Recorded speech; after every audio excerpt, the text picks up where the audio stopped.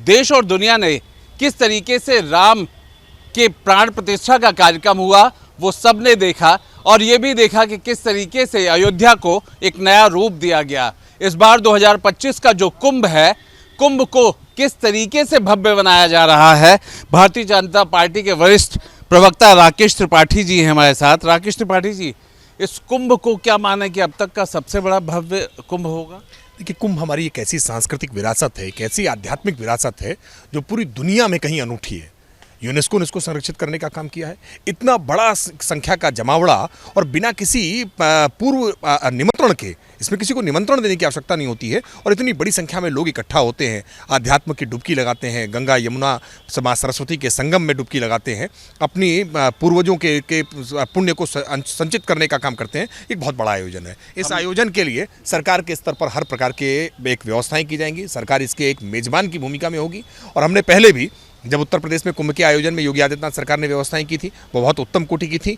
हम इस महाकुंभ को कैसे यादगार बना सकते हैं, अविस्मरणीय बना सकते हैं, उसके लिए हर प्रकार के यत्न करेंगे। इसी उस पे आता है कि कई ऐसे शाही स्नान होते हैं जहाँ पे 1 करोड़ नहीं बल्कि 6-6 करोड़ की संख्या संगम पे आती है। कहा जाए तो पूरा का पूरा देश की आबादी वहाँ होती है। ऐसे धार्मिक माहौल में क्या हम माने कि इस कुंभ को लेकर के एक ऐसी पहचान भी देना जो 2027 तक भी याद रहे? देखिए, राजनीतिक तौर पर इसको देखने का प्रयास जरूर कुछ लोग करेंगे, लेकिन हम ये मानते हैं ये भारत की अस्मिता का मसला है, भारत की सांस्कृतिक विरासत का मसला है। दुर्भाग्यपूर्ण ये रहा है कि पिछले समय में कुछ राजनीतिक दलों ने सत्ता में रहते हुए कुंभ को लेकर के जो उदासीनता बरती है, प्रयागराज को लेकर के जो उदासीनता बरती है, हमने इलाहाबाद का नाम केवल प्रयागराज बदला नहीं बल्कि उसको प्राचीन स्वरूप में वही तीर्थराज प्रयाग बनाने का प्रयास किया है। और इसलिए कुंभ के लिए आवश्यक व्यवस्थाएं जो सरकार को करनी है, सरकार ने वो सारी व्यवस्थाएं पिछले कुंभ में भी जुटाने का काम किया था और इस बार महाकुंभ है तो उसको और बड़े स्केल पर करने का काम कर रहे हैं ताकि किसी भी स्थिति में तीर्थयात्रियों को, श्रद्धालुओं को किसी प्रकार की कोई समस्या ना होने पाए। चाहे वो पुलिस प्रशासन के स्तर पर हो, शासन प्रशासन के स्तर पर हो, राजकीय व्यवस्थाओं के स्तर पर हो, हर स्तर पर। और मुख्यमंत्री जी स्वयं इसकी समीक्षा करने का काम कर रहे हैं। पिछले कुंभ में प्रधानमंत्री जी कई बार आए, उन्होंने वहाँ सेवा कर्मियों के पैर धुल करके एक संदेश देने का काम किया था।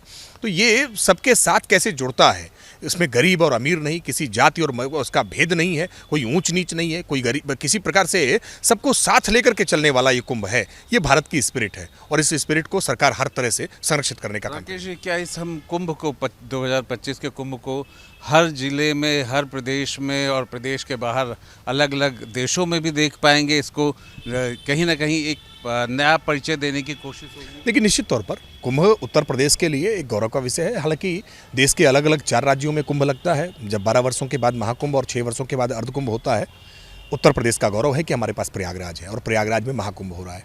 तो निश्चित तौर पर उत्तर प्रदेश मेजबान की भूमिका भी निभाएगा, सबको आमंत्रित भी करेंगे और उत्तर प्रदेश की चमक और दमक भी इसके साथ साथ में दिखाने का काम करेंगे कि उत्तर प्रदेश में कैसा बदलाव हुआ है। एक नया सनातन का माहौल, नया हिंदुत्व का माहौल भी कहीं ना कहीं उससे बनता तो है ही। देखिए, सनातन नया नहीं है, सनातन तो चिर पुरातन है।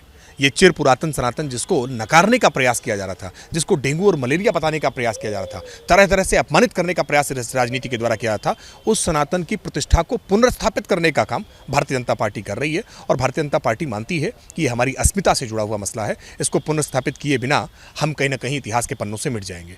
बहुत धन्यवाद। हमारे साथ भारतीय जनता पार्टी के वरिष्ठ प्रवक्ता राकेश त्रिपाठी। और किस तरीके से अगर हम राम के प्राण प्रतिष्ठा की बात करें और उसके बाद हम कुंभ के 2025 के जिस आयोजन की तरह उसको किया जा रहा है, एक कहीं ना कहीं संदेश भी है और एक मतलब तो जाता ही है कि 2027 का जो राजनीतिक चुनाव होगा, जो इस विधानसभा का चुनाव 2027 में होगा, कहीं ना कहीं कुंभ के इस धार्मिक माहौल को भी वो चुनाव प्रभावित करेगा। वीडियो जर्नलिस्ट सूफी खान के साथ आलोक पांडे, न्यूज़ स्टेट, लखनऊ।